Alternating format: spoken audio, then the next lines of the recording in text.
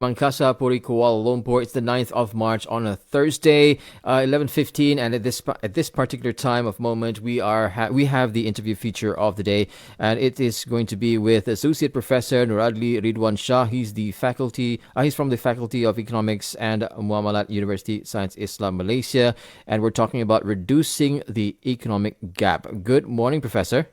Good morning, Hotel. How are you? I'm fine. How about you? I'm fine. Great, great. I hope the week has been very pleasurable for you today. And but anyway, Yeah. thank you so Yep. much for coming live for us today. I know you're a busy person, so we are going to talk about reducing the economic gap. We want to know from you certain stuff. So let's just Yeah. just dive into it. All right. So we have to eradicate hardcore poor and also minimizing the rising costs of living. Those two are the initiatives to reduce the economic gap. Now, the unity government has announced many forms of financial aid to help the people. However, other issues such as the country's debt must be considered as well. So what is your opinion on this? Well, right. Basically, when we talk about the how the government actually use spend the money, okay, basically, we know that the government would like to provide financial aid, right, to help the people, and this is actually to reduce the economic gap and also to eradicate hardcore poverty. But when you want to do that, basically, you also need money, right? So you need to have to provide money for that type of subsidy. We can say subsidies, right? But at the same time, we don't want to have like a very high debt, right? Because debt can be actually costly to the government because we have to pay interest and so on. So financial aid can be a useful tool, right, in achieving these goals, but it's also important, right, to consider or to see the balance, okay, between we are giving the financial aids and also the issue of the country's debt. So one way to address, okay, both issues, all right, simultaneously would be through a careful, we call it, management of the government spending and also revenue. So we need to identify, okay, which area that we can have or we can acquire sustainable revenue streams. So basically, this is very important. Now, we understand that the revenue streams for the government comes from income tax, okay, and then from the our petrol and so on. So we need to have more, okay, revenue streams that are sustainable, and also, and at the same time, we might want to reduce our debt. So because this is, we know that debt is actually not good, okay, if it is too large, okay, it's too large. And then, and in order to do that, so the financial aids, for example, all these eradicating hardcore poor and also trying to reduce the rising cost of the people, okay, we have to, because we need to very, very prudent in our spending, right? So the people who are being, who are being targeted, okay, to receive the financial aids must be also looked into, right? So when we talk about B40, M40, and T20, for example, right? B40 normally is the household income is about 4,850 and below, right? And then for the M40 will be 4,850 and above, and then until about 10,000, right? And then above 10,000, so that is just a round number. Above 10,000 is actually considered as T20. Now, one thing that we might want to address here, okay, maybe the government can look into also the classification of who they will actually providing the aids to. For example, if you compare between a single household income earner with M40 who have, for example, 4 children, okay, but the M40 is actually earning about maybe 5,500, and the B40, the single income earner is actually earning about 3,000. But if you compare, based on the number of household of the M40, probably the M40 should be also receiving the financial aid. So, do you agree with that? Mm-hmm. Uh-huh. Now, I do, I think, yes. Yeah. But ultimately, there is no one size fits all, right? So basically, when we want to look at addressing the economic inequality and also poverty, right? Basically, I think basically the government is taking a holistic approach, but we have to consider also a range of factors so that the government can work towards creating a more equitable and also prosperous society for all. Now, is there a sweet spot between this when it comes to easing the burden of the people, while staying true towards the economic recovery? Well, a well-crafted budget should aim to strike the balance between the burden, and also the the financial, such as the financial aid, social welfare program, while also promoting the economic recovery.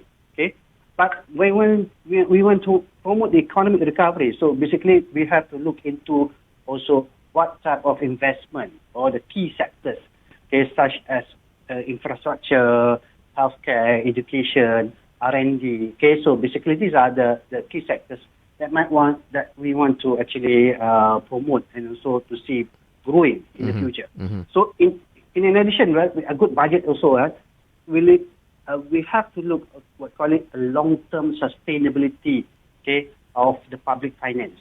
Right? Basically, because we can't actually, for example, we can't actually depending on giving financial aids continuously, until the future, because we have to think about something which is what we are doing right now. What the government is doing right now is actually giving temporary measures, temporary relief for the poor. But we want the poor to be able to stand up by themselves. Okay, so it's basically what is important is actually education and also skills for them to be able to generate their own income. Yes. Right? Rather than being given allowance, for example, monthly allowance for now they are receiving allowance, right?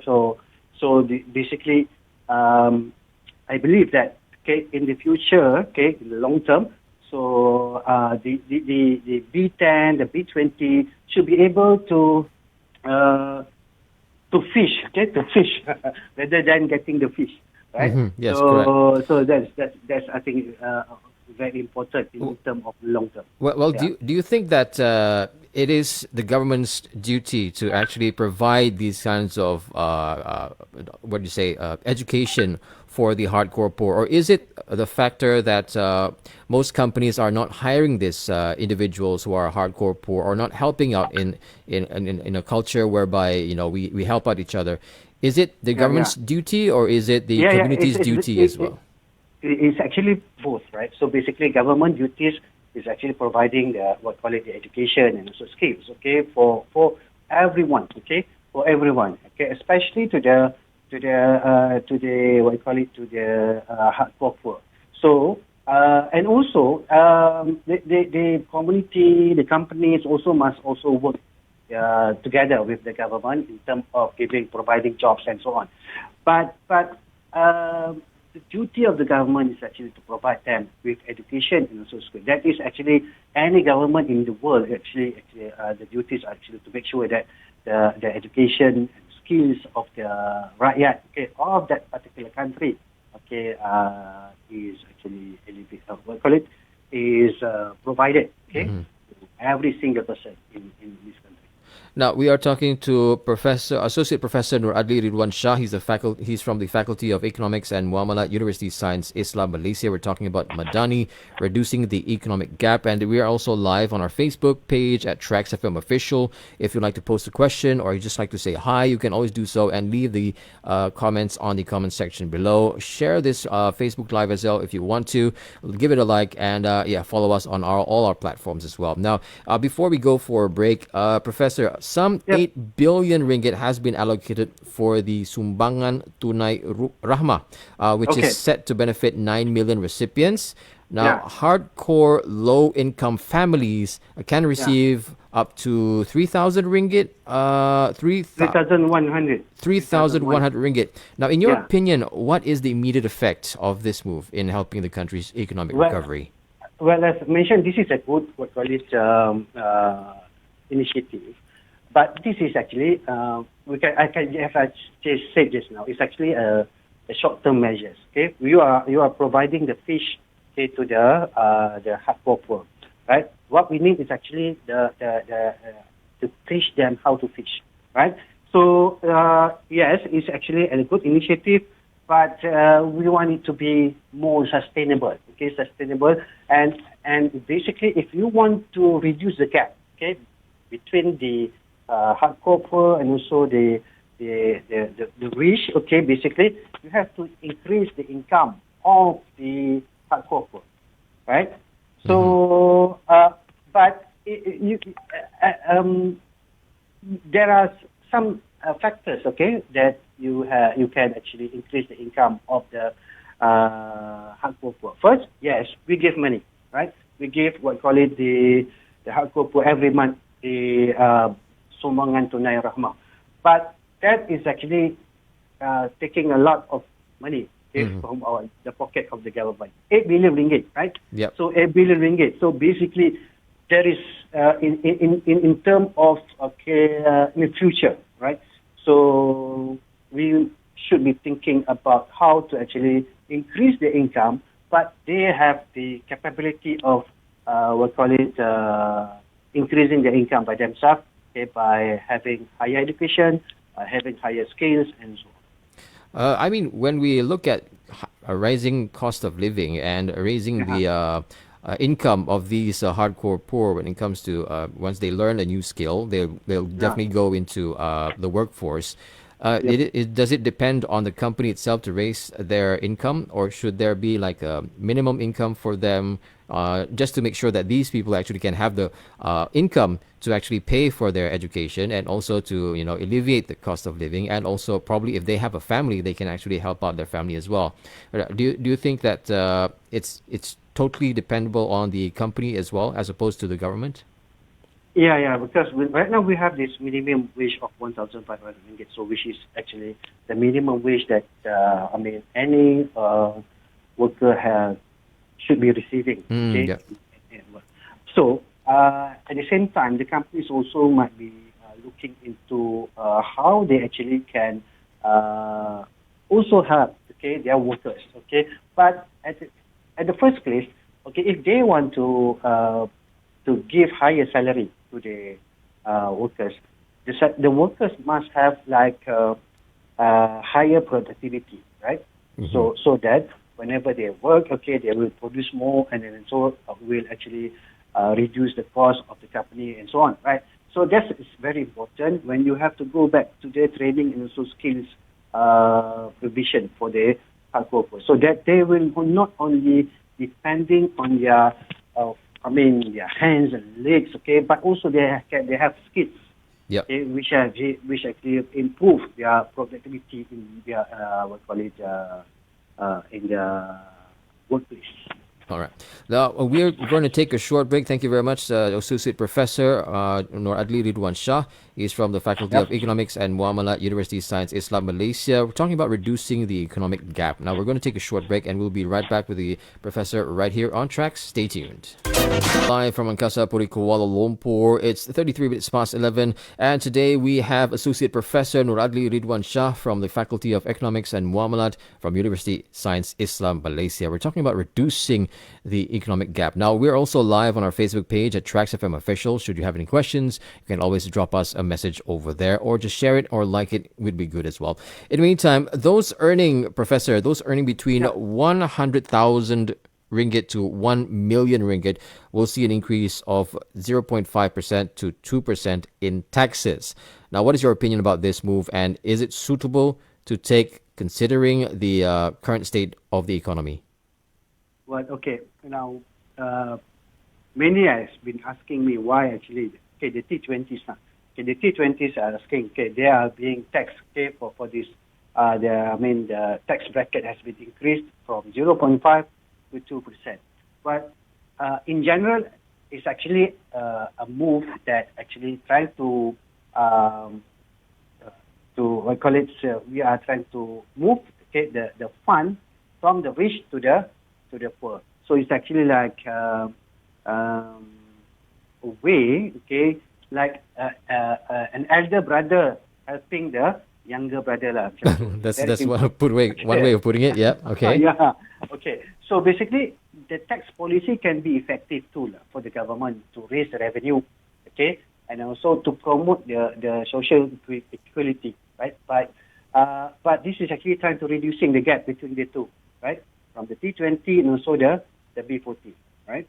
So so in the case of these taxes for those earning between the 100,000 and also to 1 million ringgit, so it may be seen a way to raise additional revenue, to fund the public services and also to support the sumbangan tunai rahmah and so on.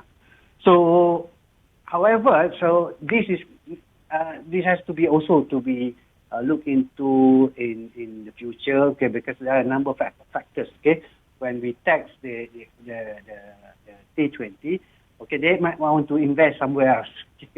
So we don't want that to be happening. Okay?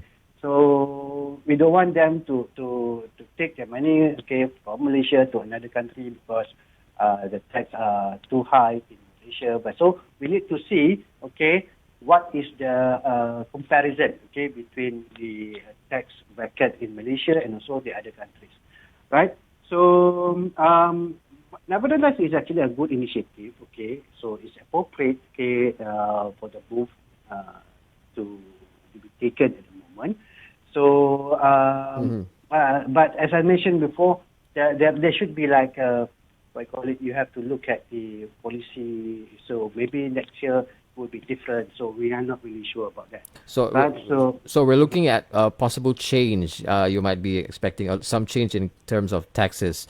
Yeah. Oh, I see. So it's more like a stage where we're trying to experiment whether this policy is actually beneficial for the country in a short term, and looking at the long term, probably it will change. Is it? Yeah. I see. It probably will change. It probably will lower down again, but it depends on our economy. So because our economy and the global economy is also uncertain, so we have to look into all other aspects also. I see. Now, the government thinks that the economy will grow about 4.5%, and the inflation rate should be the same this year, I suppose, as in 2022 at 3.3%. Now, the government also wants to reach a sustainable level of fiscal deficit in the medium term, with a goal of 3.2% of GDP by 2025. Now, the government expects to get 291.5 billion ringgit in taxes in this year, more than 294.4 billion ringgit in 2018. So how does this actually affect the national economy? Well, when we look at the projection of economic growth, so, and then we look also at the global, economy, where if we compare between Malaysia and the rest of the world, so this is actually quite okay, quite moderate growth. But because the other countries are growing very, very slow, the United States of America, United Kingdom, and the rest of the world are actually predicting that they are growing at a very slow pace, at about maybe 2 to 3% only. So if the forecast for us to be 4.5%, so I think it should be moderately growing, but as compared to the others, we are better off, which is a positive sign for business and also for investors. So especially for the stock market. But at the moment, the stock market is not really, as my, positive expectation. I want the stock market, for example, to be above 1,500 level, and so on to be to reach 1,900 level. So hopefully, with the forecast of 4.5% and the performance of our economy compared to the rest of the world, then we can see that more businesses are coming, and also investors are also coming and investing in Malaysia. So, Yeah, you're saying? Sorry. Okay. In addition, when we look at we talk about the inflation rate. So 3.3%. Okay, last year it was 3.3%. Now 3.3% is very okay. Inflation is very very near okay to our heart. Okay, because it's actually involving with our, food prices. Okay, our Yes. energy prices, transportation, and so on. So 3.3% is actually almost the average inflation rate for Malaysia. If we look at the stretch of 20 to 30 years, so the inflation rate is about 3.1%. 3.1%. Oh, it's not So that big. Yeah, all right. yeah, it's because there are some years that we have a very high inflation, so that's why it becomes 3.1%. So and then during COVID we have a negative, right? So that is actually bring it to 3.1%. So even though we have like still a lower inflation rate as compared to the United States, UK, Turkey, for example, so and many of the other countries, because we look at the rest of the world, the average rate of inflation last year, if not mistaken, last year is about 8.8%, right? So that is a very large discrepancies Yep. between Malaysia and also the rest of the world. Nevertheless, Yes. we need the government to actually reduce more of the inflation. So this can be done by through the budget. I can see that there are some initiatives that the government are doing. For example, for the agro Industries, yes, agro that's industries one, and also involving, I do believe involving the our aging community as well to participate in the economy as well. Like our veterans, I did see that during the budget tabling of budget 2023, it was part of the one of the steps towards making sure that everybody plays their part in growing the economy together, as opposed to also not only relying on the poor by giving taxes, just like what you announced early on. Yeah. Okay. Yeah. True. Yes. Now. Okay. Mhm. Yeah. Yeah, Professor. If you just tuned in right now, we are talking to Associate Professor Nur Adli Ridwan Shah, the Faculty of Economics and Muamalat, University of Science Islam, Malaysia. We're talking about reducing the economic gap. Now, before we go for another short break, Professor, the government will allocate about 126.8 million ringgit to upgrade the irrigation and drainage system. And 550 million ringgit will be set aside for SMEs that will deal with the agro-food to ensure that food security as well. So what is the long-term impact for this? Okay, as mentioned before, just now we have that inflation problem, right? So that inflation problem can be actually comes from the rising price, Yeah.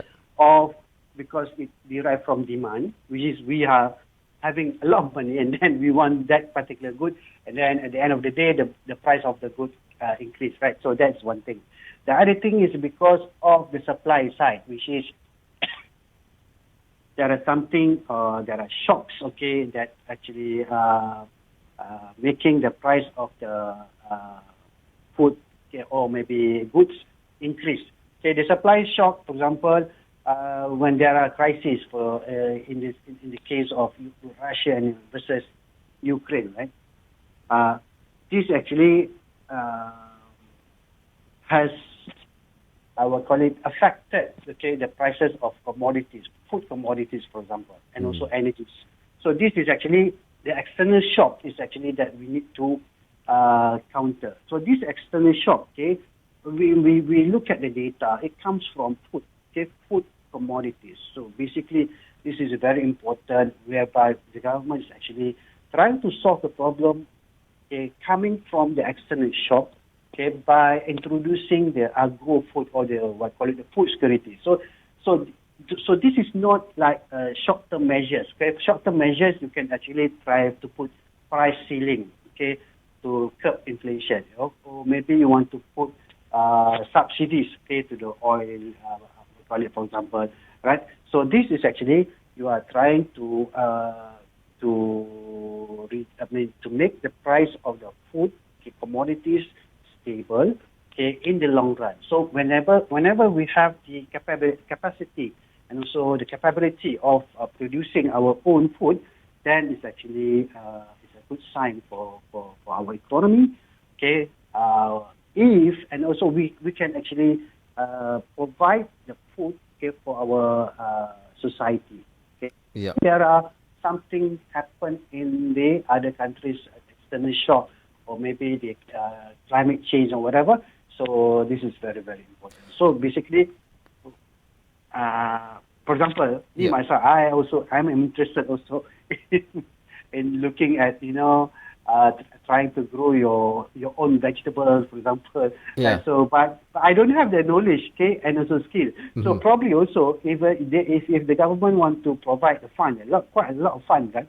So they also need to have to teach, okay, all these what I call it SMEs also and also train them on how to grow what I call it our food, okay, efficiently, okay, and also can Yeah.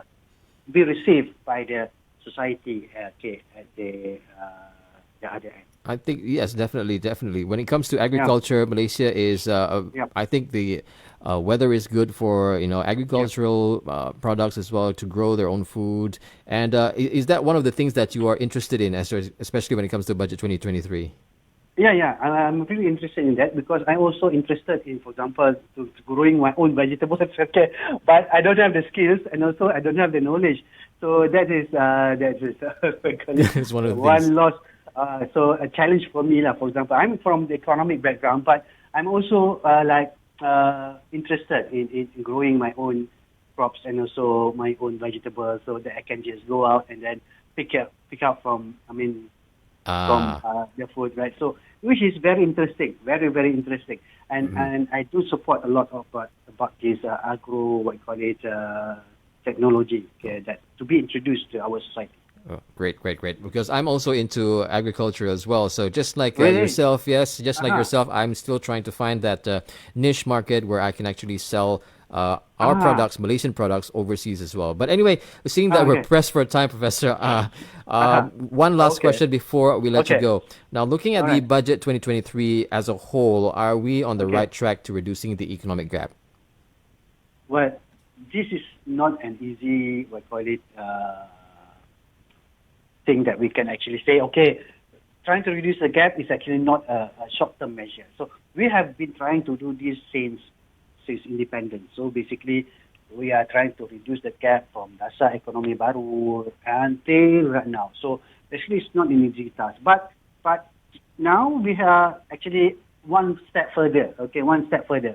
So one interesting aspect that we can actually look at the budget, okay, is actually another policy initiative that is actually trying to reduce, okay, the income gap between the rich and also the have and the have not. So there are a lot of factors. We depend a lot of various factors such as the effectiveness of the implementation. So whether it's actually, when you do the policies, okay, you want to implement it, whether it's effective or not. Collaboration, okay, between the what I call it, our society, the companies, okay, and also external factors such as the global economic condition. So when we look at the reducing the income gap is actually a very complex issues, okay, very complex issues. It requires a comprehensive approach, okay. It requires a comprehensive approach that involves what I call it many, okay, not only the government, okay, the society, the companies, firms, and so on. So it is very, very, what I call it, we have to look at it as very comprehensive, okay? Hmm. And then we have to continue also to prioritize on the sustainable economic growth, right? Sustainable economic growth and also sustainable fiscal, okay, what I call it, revenue stream, and social inclusions, environmental protection, so to ensure that we have a prosperous Malaysia and also equitable future for all Malaysians. Thank you very much, Professor, for your time. I'm sorry to Right. stretch the time a bit for you, but thank you so much once again. Hopefully, we can All get you right. again on the show and talk more about the economic as well. Yeah. Thank you so much, Professor. Okay. Thank you. Well, there you have it. Associate Professor Nur Adli Ridwan Shah from the Faculty of Economics and Muamalat from University of Science Islam Malaysia. We were talking about reducing the economic gap. And as he mentioned, there are steps taking into account with regards to making sure that the economic gap goes a little bit smaller compared to previous years as well. We have many factors building in from the inflation rate to the community itself, need to change the culture. And as we all know as well, generations have a different way of communicating when it comes to solving an issue, which is also one part and parcel of how Malaysia actually is united in this term right now. So make sure that you do your very best, whatever you're doing, and yeah, go Malaysia. But anyway, stay tuned. We have the news coming up at the top of the hour. We'll be right back with more stories right here on TraxxFM. Good morning, Malaysia.